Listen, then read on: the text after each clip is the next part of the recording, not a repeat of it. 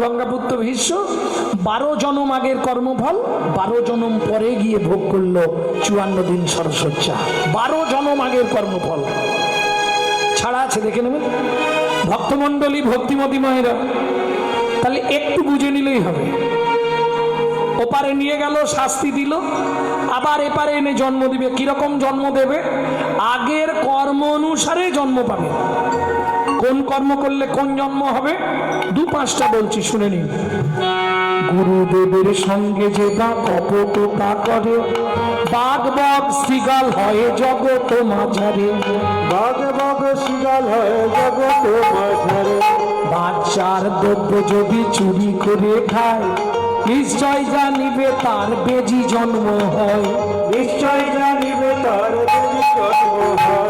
সুগন্ধি তেলে যে বা অপহরণ করে, সুগন্ধি তেলে যে বা অপহরণ করে। ছুঁচো জন্ম হয় মরণের পরে। ছুঁচো জন্ম হয় মরণের পরে। ধান গম চাল শস্য যে করে হরণ, ইঁদুর রূপেতে জন্ম বিষেতে মরণ। ইঁদুর রূপেতে জন্ম বিষেতে মরে। বাজারে যাইয়া যে বা চিনি চুরি করে, বাজারে যাইয়া যে বা চিনি চুরি করে। চিনি চুরি মানে বোঝো? এই, নেপাল তোরে চিনি কত করে রে? পাউডার হয়ে গেছে। মিষ্টিটা একটু কম জানিস তো চিনিতে লেখা হচ্ছে। কি হয়? বাজারে যাইয়া যে বা চিনি চুরি করে, পিপিলিকা জন্ম পায় 3 জন্ম ধরে। পিপিলিকা জন্ম পায় 3 জন্ম ধরে। এই পর্যন্ত ভালোগুলো বলেছি, খারাপ বলবো কি? বলবো? ধর্মস্থানে যাইয়া যে বা জুতা চুরি করে, ধর্মস্থানে যাইয়া যে বা জুতা চুরি করে। কুকুর জনিতে জন্ম হয় বারে বারে। কুকুর জনিতে জন্ম হয় বারে বারে। আস্তে আস্তে আস্তে অন্যের ঘরেতে যারা ঝগড়া বাঁধায়, পাড়ায় জানো তো 2-1জন থাকে, এর কথা নিয়ে এসে এর কথা নিয়ে গিয়ে অন্যের ঘরেতে যারা ঝগড়া বাঁধায়, 21 দিন যাত থাকে মশা জন্ম পায়। 21 দিন যত থাকে মশা জন্ম পায়। দান বিবাহেতে যে বা ভাঙচি দেয়, দান যোগ্য বিবাহেতে যে বা ভাঙচি দেয়।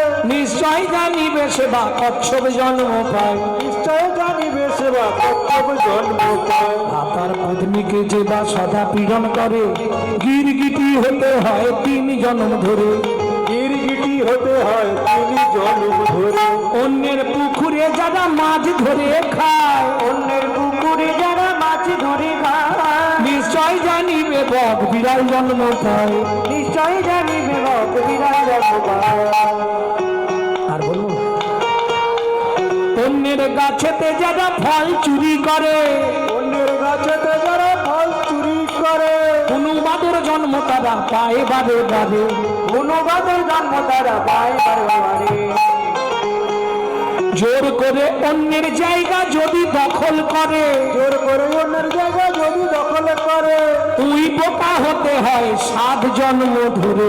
উই পোকা হতে হয় 7 জন্ম ধরে। কি গো, আর শুনবে? শ্বশুর শাশুড়ির সঙ্গে যে বা ঝগড়া করে, শ্বশুর শাশুড়ির সঙ্গে যে বা ঝগড়া করে। বলি গাল পারবে না তো? শালিক পাখি হতে হয় 3 জন্ম ধরে। শালিক পাখি হতে হয় 3 জন্ম ধরে। বউয়ের পিছনে যারা খুটুর খুটুর করে, বউয়ের পিছনে যারা খুটুর খুটুর করে। কোনো ব্যাং হতে হয় থাকে ঘরের কোণে। কোনো ব্যাং হতে হয় তাকে ঘরের কোণে।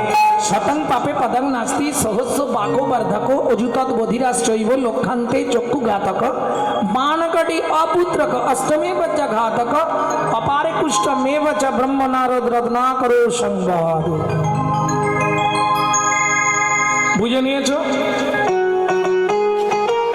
ব্রহ্ম বৈবর্ত পুরাণের রত্নাকর নারদ সংবাদ থেকে বললাম। শতং পাপে পদং নাস্তি সহস্র বাকো বর্ধক অযুতৎ বধিরাশ্চৈব লক্ষান্তে চক্ষু ঘাতক बाणकड़ी अपुत्रक अष्टमे बज्र घातक अपार 21টা মেয়ে বাচ্চা ব্রহ্ম নারদ রত্না করো সংবাদ। বোঝা গেল? বোঝা যায়নি? শুনি বুঝতে পারলেও তুমি স্বীকার করবে না। শুনিয়া এই পাপের তত্ত্ব মনে রেখো ভয়, শতং পাপে পদং নাস্তি, 100 পাপ পুণ্য হলে পঙ্গু হয়ে যায়। 100 পাপ পূর্ণ হলে পঙ্গু হয়ে যায়।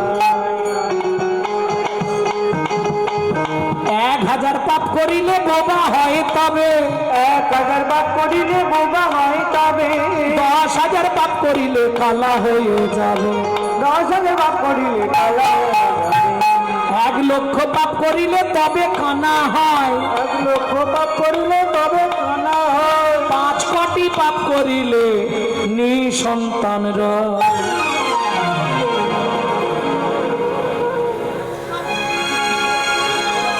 মন খারাপ করবে, এগুলো না বলাই ভালো, জানো তো।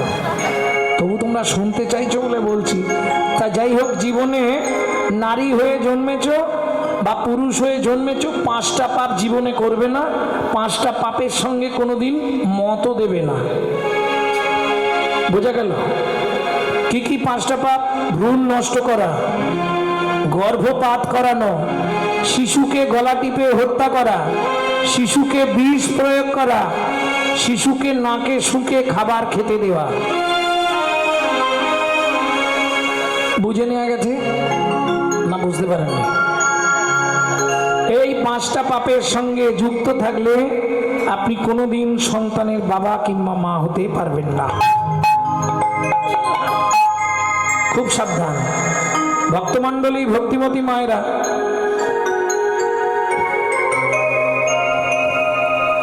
আট কোটি পাপ করিলে বজ্রাঘাত পড়ে, 8 কোটি পাপ করিলে বজ্রাঘাত পড়ে। তার চেয়ে বেশি পাপে কুষ্ঠ ব্যাধি ধরে। তার চেয়ে বেশি পাপে কুষ্ঠ ব্যাধি ধরে। তবু সচরাচর একটা পন্থা বলে দিচ্ছি, এই পাপ কিভাবে ক্ষয় করা যায় বলে দিচ্ছি, তাও চেষ্টা করবেন করার। কেমনে হইবে বলো পাপ বিমোচন, কেমনে হইবে বলো পাপ বিমোচন। রত্নাকর এইবার ওনার কথাটা কাজে লাগবে, 24 ঘন্টাই করে যেতে হবে। নিশি দিশি করো শোনো শ্রীহরি কীর্তন, নিশি দিশি করো শোনো শ্রীহরি কীর্তন, নিশি দিশি করো শোনো শ্রীহরি কীর্তন, নিশি দিশি করো শোনো শ্রীহরি তাই গৌর হরি বল।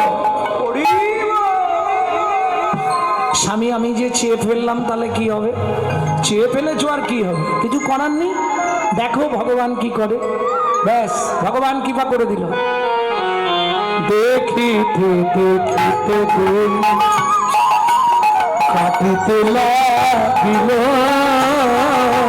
দেখিতে দেখিতে দিন কাটিতে লাগিল, দেখিতে দেখিতে দিন কাটিতে লাগিল। 3 মাস পরে মাতা গর্ভবতী হইল, 3 মাস পরে মাতা গর্ভবতী হইল। বলি আনন্দেরা সীমা নাই রে, আনন্দেরা সীমা নাই রে। আনন্দেরা। তোমারা বিয়ের 21 বছর পর, আসতে বিয়ের 21 বছর পর কোনো মা যদি গর্ভবতী হয় কি হবে? মহানন্দ নয়? আনন্দেরা সীমা নাই রে, আনন্দেরা সীমা নাই রে। এতদিন পরে কৃপা হলো, আনন্দেরা সীমা নাই রে। এতদিন পরে কৃপা হলো, প্রভুর কাছে কেঁদে কেঁদে এতদিন হরি গৌর হরি হরি হরি হরি। এতদিন পরে কৃপা হলো, আনন্দেরা সীমা নাই রে। ভক্তমণ্ডলী, ভক্তিমতী মায়েরা, এতদিন ধরে কেঁদে কেঁদে কৃপা হলো ভগবানের। এইবার বলি, কিছু মনে করবেন না, সন্তান গর্ভে থাকাকালীন মায়েরা যা যা করবে তার সাইড এফেক্ট কিন্তু বাচ্চার মধ্যে আসবে।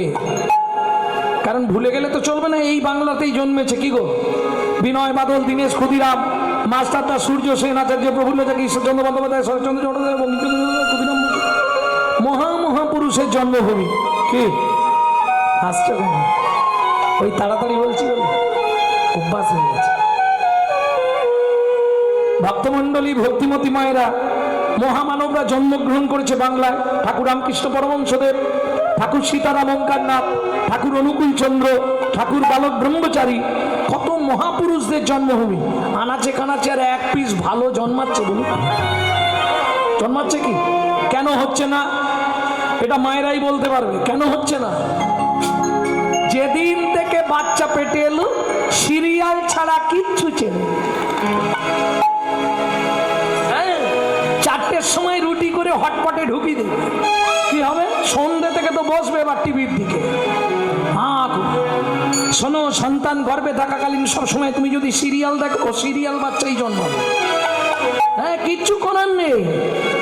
সন্তান গর্ভে থাকাকালীন তুমি যদি রামায়ণ, গীতা, মহাভারত, ভাগবত, হরিনাম এ শোনো, ছেলে দেখতে মেয়ে দেখতে যেমন তেমন হোক, সে হবে বিশুদ্ধ কৃষ্ণ ভক্ত, হতেই হবে। সন্তান গর্ভে থাকাকালীন তুমি যদি ওই প্রত্যেক দিন নারায়ণের স্নানজল খাও, গোবিন্দের চরণ তুলসী খাও, জগন্নাথের মহাপ্রসাদ খাও, সে ছেলে হবে একজন দিকপাল। আর তুমি যদি প্রত্যেক দিন ওই এগ রোল, চাউমিন, ফুচকা খাও, তাহলে ফচকে ফচকে ছেলে মেয়ে জন্ম। ও বললে হবে না। প্রত্যেক দিন মা হাতে তুলসী পাতা নিয়ে ভাগবত শুনে। আজকেও বসেছে বিকেল বেলা। গর্ভের বয়স কত? 8 মাস। এই 8 মাসই কিন্তু ভাগবত শুনছে প্রত্যেক দিন। সুজাতা, কি আজকে তোমাকে ভগবানের সংজ্ঞাটা বলবো, কৃষ্ণকে কেন ভগবান বলা হয়।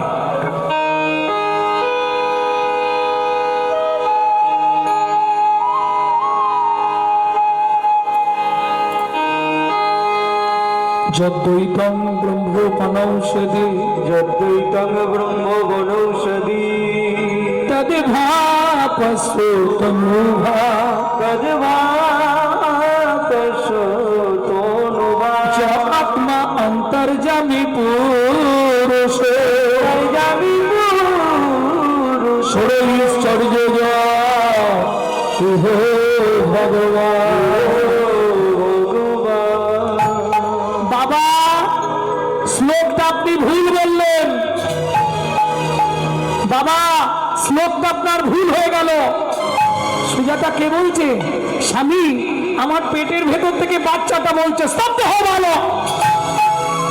তুমি মাতৃগর্ভে বসে পিতৃদেবের ভুল ধরো। তোমায় অভিশাপ দিচ্ছি, তোমার 8 স্থানে বক্র হবে। কেঁদে উঠল সুজাতা দেবী। স্বামী, তুমি একই করলে গো।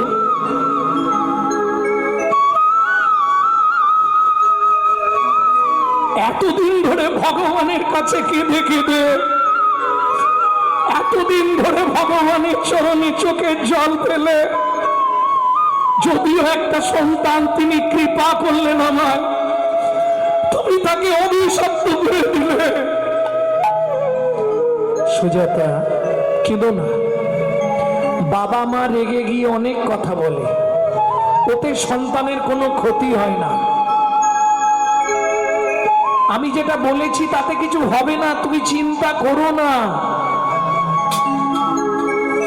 তোমার এটা বলা কি ঠিক হলো? ছেলেটা না হয় ভুল করেই ছিল, তোমার ভুল কি তার ভুল পরে প্রমাণ হয়ে যেত? তুমি অভিশাপ দিলে কেন? তুমি না একজন ভাগবত পাঠক, তুমি না নিত্য ভাগবত পাঠ করো, তুমি না নিত্য নারায়ণের পুজো করো, এই তোমার চরিত্র।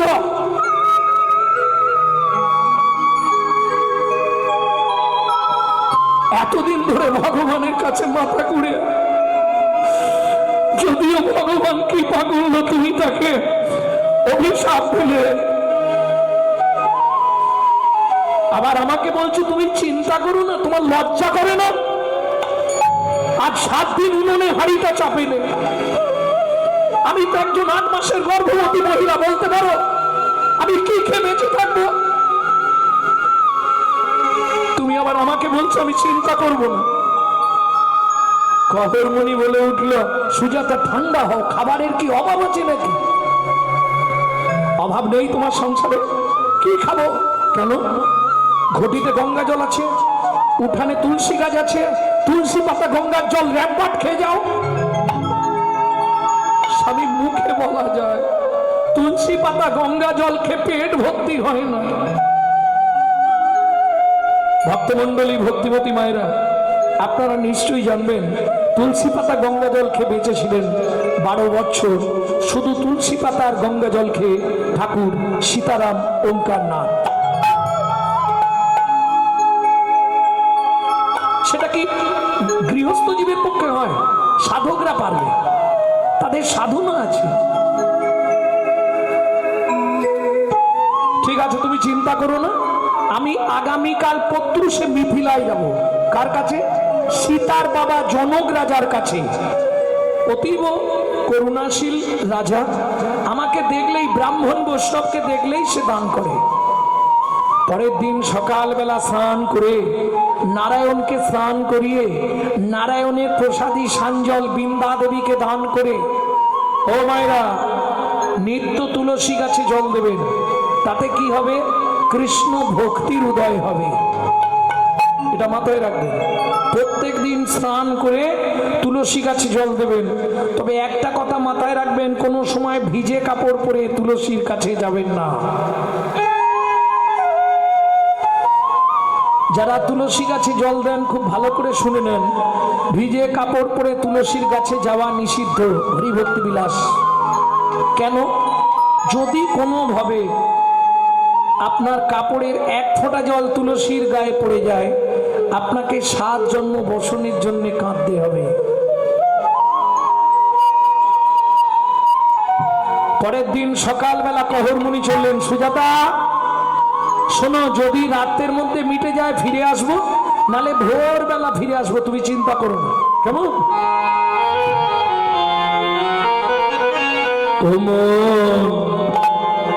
ময়না পাখি রে, রাধে কৃষ্ণ বল। ও ময়না পাখি রে, রাধে কৃষ্ণ রাধে কৃষ্ণ কৃষ্ণ রাধে, রাধে কৃষ্ণ কৃষ্ণ রাধে, রাধে রাধে কৃষ্ণ বল। ময়না পাখি রে, রাধে কৃষ্ণ বল। ময়না পাখি রে, রাধে কৃষ্ণ। এই যে গীতটা আপনাদের শোনাচ্ছি, এই গীত কিন্তু বাইরে পাবেন না। এই গানটা যদি কেউ গায়, জানবেন আমাদের থেকে চুরি করে গাইছে। কারণ এটা আমার দাদুর দাদুর লেখা, শশীভূষণ চক্রবর্তী। তারপরে গাইতেন দাদুর বাবা মাধব চক্রবর্তী, তারপরে গাইতেন দাদু যতীন্দ্রনাথ চক্রবর্তী, তারপরে গাইতেন বাবা কালীপদ চক্রবর্তী। এখন গাইছি আমি গৌরাঙ্গ সুন্দর চক্রবর্তী। সবাই আশীর্বাদ করুন, আমার পরবর্তী জেনারেশন তৈরি হচ্ছে আমারই পিছনে। আমার একমাত্র সম্পদ গৌরব কৃষ্ণ চক্রবর্তী। তাই গৌর হরি বল। মধুর বলে মাতিয়ে তুমি প্রাণের ব্যথা হোক না শিথিল মায়ার বাঁধন, হোক না আধার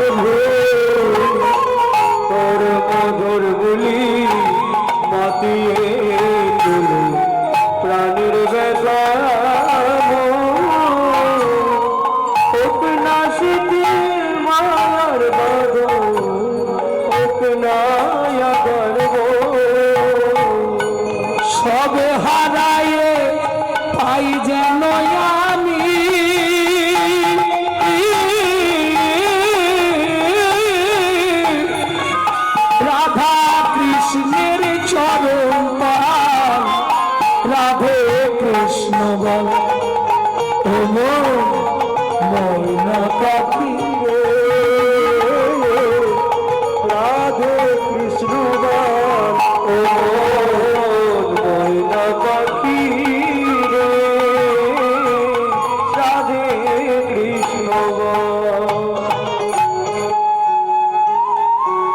মিথিলা রাজা জনক মহারাজ কি। আরে কহর কি মনে করে? আমার কাছে তো সবাই আসে, কি মনে করে এলে তাই বলো। এই রে সর্বনাশ মন্ত্রী, মন্ত্রী একে নিয়ে গিয়ে গুছিয়ে আগে খাওয়াও, 7 দিন খাইনে বেঁচে। শোনো কহর, আজ তুমি ভালো দিনে এসেছো। আমার রাজ্যে বরুণ দেবের পুত্র বন্দি আসছে ভাগবত তত্ত্ব আলোচনা করতে। এই মহাতত্ত্ব আলোচনায় যে জিতবে তাকে 10,000 স্বর্ণমুদ্রা দেওয়া হবে,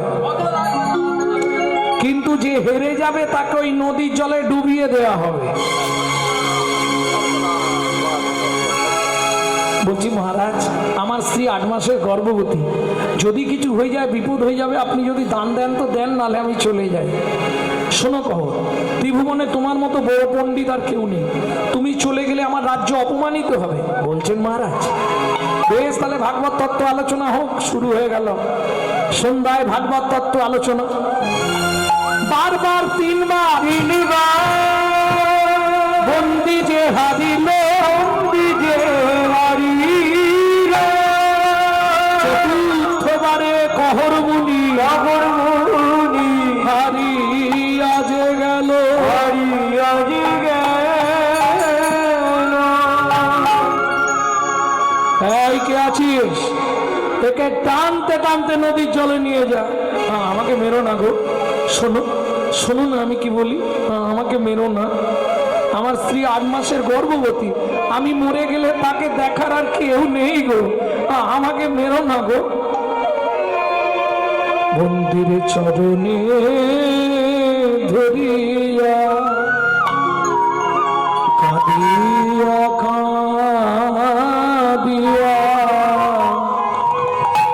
কহিছে কহর মুনি, বন্ধু চরণে ধরিয়া কাঁদিয়া কাঁদিয়া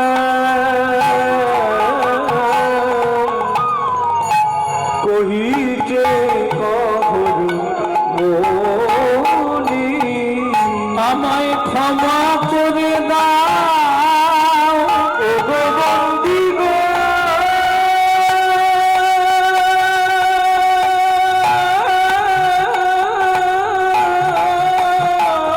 আমায় ক্ষমা করে দাও, অনুমতি দাও, আমায় ক্ষমা করে দাও, অনুমতি দাও, গৃহে ফিরে যাই আমি। দাঁড়াইয়ে আছে, দাঁড়াইয়ে নয়ন দিয়ে, দাঁড়াইয়ে আছে পথে নয়ন দিয়ে, দাঁড়াইয়ে আমার ভাগবতী স্ত্রী সুজাতা, নয়ন দিয়ে দাঁড়াইয়ে আছে ভাগবতী স্ত্রী সুজাতা, আমার আশা পথ প্রাণে চেয়ে, ভাগবতী হরি হরি হরি পথ প্রাণে চেয়ে, ভাগবতী স্ত্রী সুজাতা নয়ন দিয়ে দাঁড়াইয়ে আছে। কে শুনবে? সবাই মিলে টানতে টানতে নিয়ে গেল। আমাকে মেরো না, আমাকে মেরো না সুজাতা। সন্তানের কিছু হলে সবার আগে কে জানতে পারে? মা। ঠিক তেমনি স্বামীর কিছু হলে সতী রমণী সে সবার আগে বুঝে ফেলবে। রাত্রিতে হঠাৎ সুজাতা দেবীর ঘুম ভেঙে গেল, তবে কি স্বামীর কোনো অমঙ্গল ঘটল? ভোরবেলা উঠে বাসি পাঠ সেরে স্নান করে নারায়ণের ঘর মার্জন করে বসে আছে পথের দিকে তাকিয়ে। ওদিকে জনক রাজা মন্ত্রীকে ডেকে বললেন, মন্ত্রী মহারাজ, ঘোড়ার গাড়ি ভর্তি করে চাল ডাল খাদ্যদ্রব্য সামগ্রী অন্ন বস্ত্র অর্থ গিয়ে গিয়ে দিয়েছো সুজাতা দেবীকে, কারণ 8 মাসের গর্ভবতী মহিলা খেতে না পেয়ে যদি মরে যায় পাপটা আমাদের হবে। যাও। মন্ত্রী ঘোড়ার গাড়ি নিয়ে চললেন। হঠাৎ সুজাতা দেবী শুনতে পেল ঘোড়ার গাড়ির শব্দ। ছুটে বেরিয়ে এলো। কোথা থেকে আসছেন? মিথিলা থেকে। বলছি কালকে যে আমার স্বামী মিথিলায় গেছিল। বলছি মা আগে মালপত্রগুলো না ভাই, বলুন না আমার স্বামী কোথায়। শোনো মা, গতকাল মিথিলায় ভাগবত তত্ত্ব আলোচনা ছিল। সেখানে প্রকাশ ছিল যে জিতবে তাকে 10,000 স্বর্ণ মুদ্রা দেওয়া হবে, যে হেরে যাবে তাকে নদীর জলে ডুবিয়ে দেওয়া হবে। তোমার স্বামী হেরে গেছিল, তোমার স্বামী হেরে গেছিল, যার জন্য বরুণ দেবের পুত্র বন্দী। তোমার স্বামীকে তার লোকজন দিয়ে ওই নদীর জলে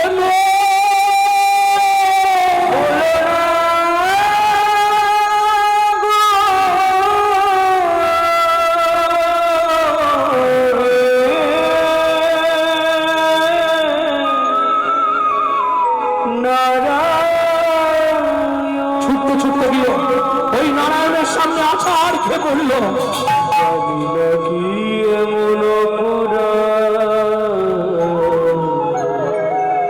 আমি করেছি যার লাগি তুমি আমায় সাজা দিলে, বলে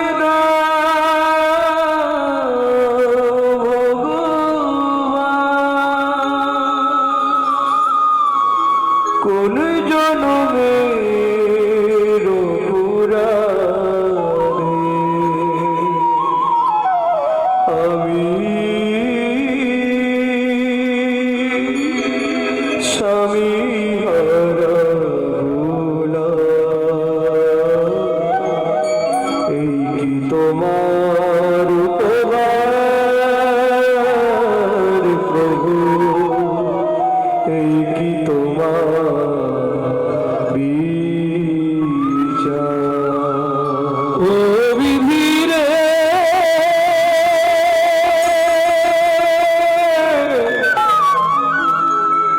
ও বিধি রে,